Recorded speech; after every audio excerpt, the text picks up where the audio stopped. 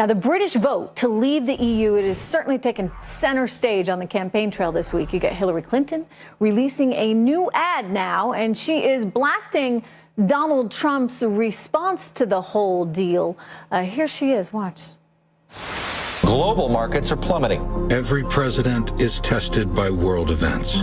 But Donald Trump thinks about how his golf resort can profit from them. When the pound goes down, more people are coming to Turnberry. Stocks tank around the world. Brand new sprinkler system, the highest level. He's talking about his new sprinkler system. In a volatile world, the last thing we need is a volatile president. Of course, those comments were clearly taken out of context, right? But isn't that what politicians do? Trump had forecasted essentially this, saying that he believed the UK should split from the EU, but you don't hear Hillary Clinton talking about any of that. So just exactly what are the similarities right now between what Donald Trump said he sees in the United States that is similar to the UK? Joining me right now, Leslie Marshall, a progressive radio host and Fox News contributor, and Hogan Gidley, the former communications director for the Huckabee campaign. Hogan, you gotta love that campaign commercial, right? I mean, you didn't hear anything other than just the brief comment about what it meant for Turnberry, which, by the way, when a currency goes down, sometimes that is good news for the country in which that currency is going down, because it means they can sell more products overseas. It's one of the reasons why we get nervous about a strong dollar, Hogan. Absolutely. And what's interesting about the ad, it's the attack ad of Hillary Clinton that she's been talking about for a long time. It's the tone and temperament of Donald Trump makes him ineligible to be president of the United States. And while that's a consistent message, it's completely tone deaf, because the American people are sick and tired of D.C. decorum. What they want is someone who understands the economy. And what we've seen from every poll, regardless of where they are, Hillary beats Trump in a lot of them, but doesn't beat him on the economy. He knows how to create jobs. He knows economics.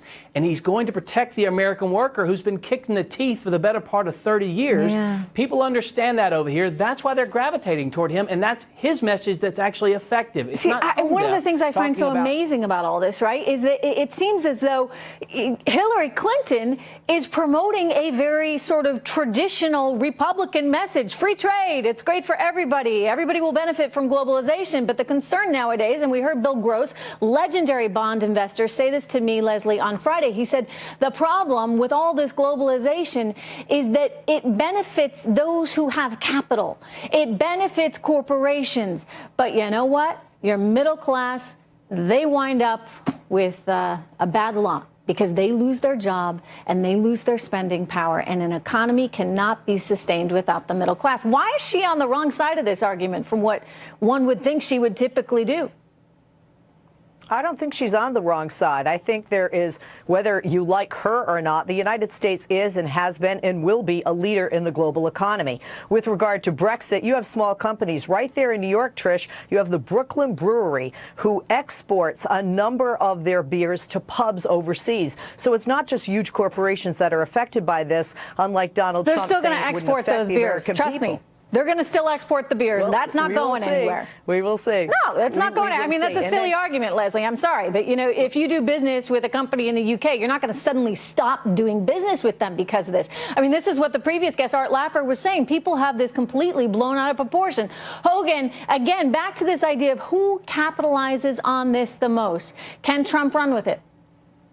Absolutely. Look, the top 10% of wage earners in this country have all seen a pay increase under Barack Obama. That means the rest of us, the 90%, we've seen a wage decrease. We have lost income in this country under this president.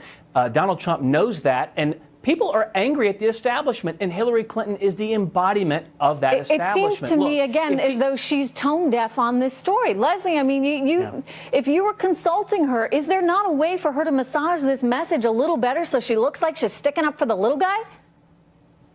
I don't feel that she's not. I mean, this is not somebody who says that wages are too high. This is not somebody that turns her back on people who want an increased minimum wage to $15 an hour. And this is not somebody who says, like Donald Trump, Brexit doesn't affect Americans. Well, ask anybody who has any kind of money, whether 401k or any other retirement or savings in the market. When you look at what's happening with the markets right now, they feel affected. So I don't think that her message is wrong. And quite frankly, although that is an area where she has some trouble, if we looked at coal miners in West Virginia as an example, I do think as we get closer that people are going to see that it's not just about the economy, as these polls show, that they feel that she would make a better leader with the economy as Look, well. I think she's got a lot of work to do on this. I mean, especially when you consider what an advocate she was for the Trans-Pacific Trade Partnership.